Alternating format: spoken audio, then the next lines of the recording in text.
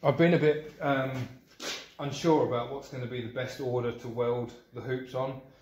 I had thought like this morning, oh well, maybe I'll do the two poles first, because then that gives me most room to get my arm in, because obviously like the equator is going to go roughly here, then there's going to be a tropic up there, and then the poles. So I've got to think about how I'm physically going to get in to weld this. But I reckon actually the best thing is going to be to put the equator on first, because that dictates everything really. Like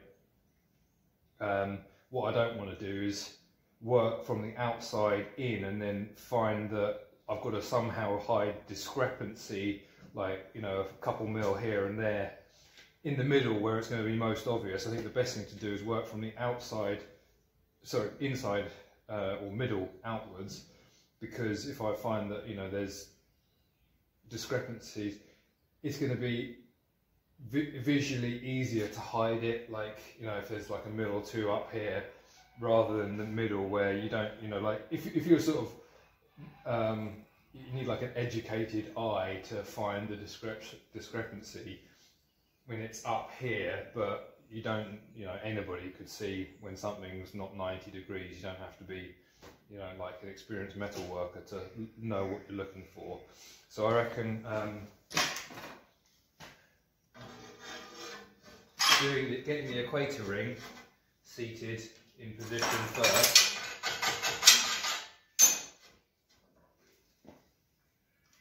Meeting its mark there.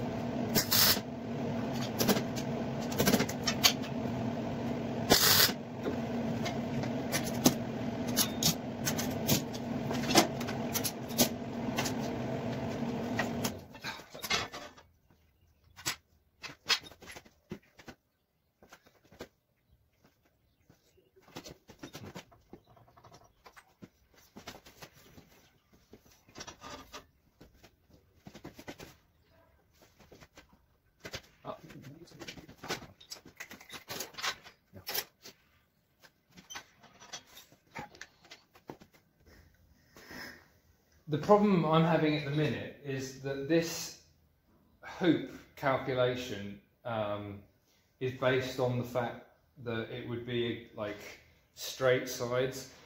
Obviously this hoop's got straight sides, but this rotates away from the hoop. So I've got like a mil, 2 mil gaps here at the minute, which will disappear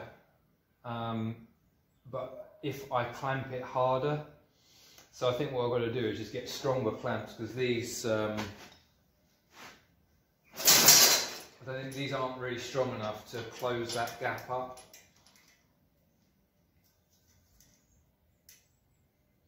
Nah, it's not really doing it. So I think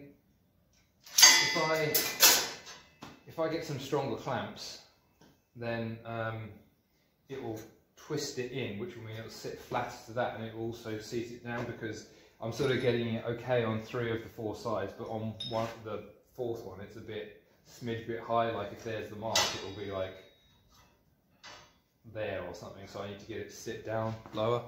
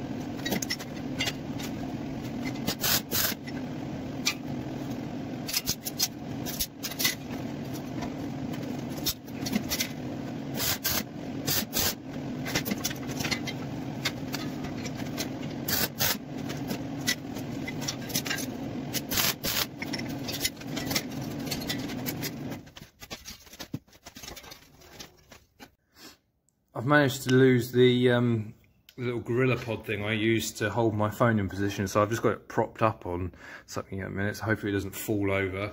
So I'm going to start welding the insides of all these seams before I move to adding on the outer rings.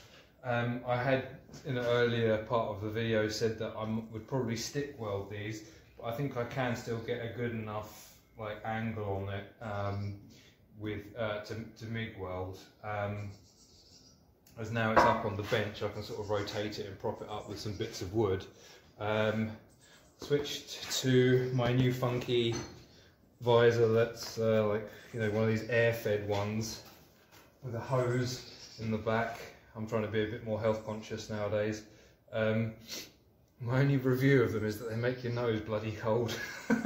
Other than that, they're great.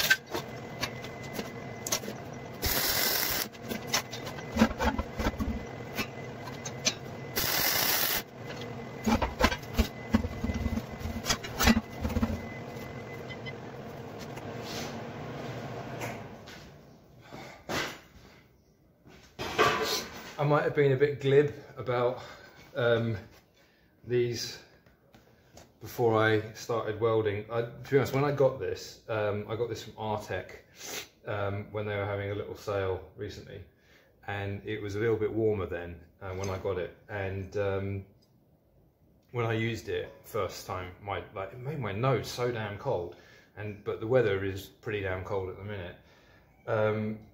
So, you know, like the effect wasn't so much, but it was really good, because normally like your breath fogs up the inside of your visor and such, and this sort of stopped that happening.